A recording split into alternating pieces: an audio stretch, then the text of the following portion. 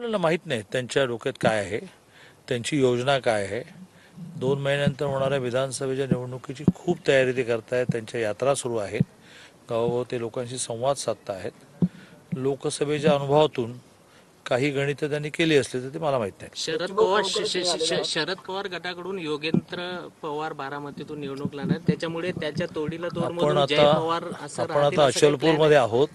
बारामती खूप लांब आहे. बच्चूभाऊंकडे जेवायला आलेला बसण्या भोजनाला बच्चूभाऊ गेल्या काही दिवसांपासून महायुतीत नाराज आहे, काय यावर चर्चा होईल? नाही, बच्चूभाऊंचं एक वैशिष्ट्य असं आहे की ते मूळ निष्ठा न सोडता जी नाराजी आहे ती मोकळेपणाने मान्य करतात. बोटचेपेपणा हा त्यांचा स्वभाव नाही. त्यामुळे जे आहे ते आहे म्हणतात. म्हणजे मग त्यांनी महायुतीतून ते बाहेर पडले, ते शरद पवारांना जाऊन मिळाले, असं झालंय असं मला वाटत नाही. पण पुन्हा एकदा अजित पवारांसारखंच बच्चूभाऊ तर अजित पवारांपेक्षा जास्त स्वयंभू आहेत. त्यामुळे ते ठरवतील त्यांना काय ठरवतील. मी आपली ही जी आपली महाराष्ट्राची संस्कृती आहे, किंवा आपण त्या भागात गेलो तर एखाद्याच्या घरी चहाला जायचं, जेवायला जायचं, तेव्हा मेळघाट ठरल्या जेव्हा भौगोलिकदृष्ट्या मला लक्षात आलं की मेळघाटच्या वाटेवर बच्चूभाऊंचं घर आहे, बरं बच्चूभाऊ 15 ऑगस्टला सगळ्यांना जेवायला बोलवा. आणि मीच नाही तर जिल्ह्यातले जवळजवळ सगळे आमदार जेवायला आलेले आहेत. राजकीय चर्चा होईल? काय नाही काय संदर्भात बच्चूभाऊ हे अशा उंचीचे नेते आहेत, ते कोणाशी चर्चा करणार ते ठरलं. ठीक आहे, देऊया. शेवटी काही लोकशाही आहे.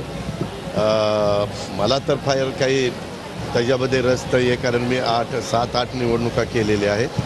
त्याच्या संदर्भामध्ये जर आमच्या जनतेचा तसा कल असेल कार्यकर्त्यांचा, तर पार्लमेंटरी बोर्डामध्ये जरूर तोही विचार केला जाईल.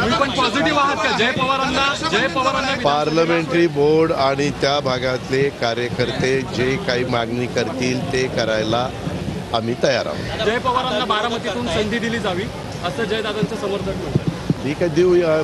शेवटी काही लोकशाही आहे. मला तर फार काही त्याच्यामध्ये रस नाही आहे, कारण मी 7-8 निवडणुका केलेल्या आहेत.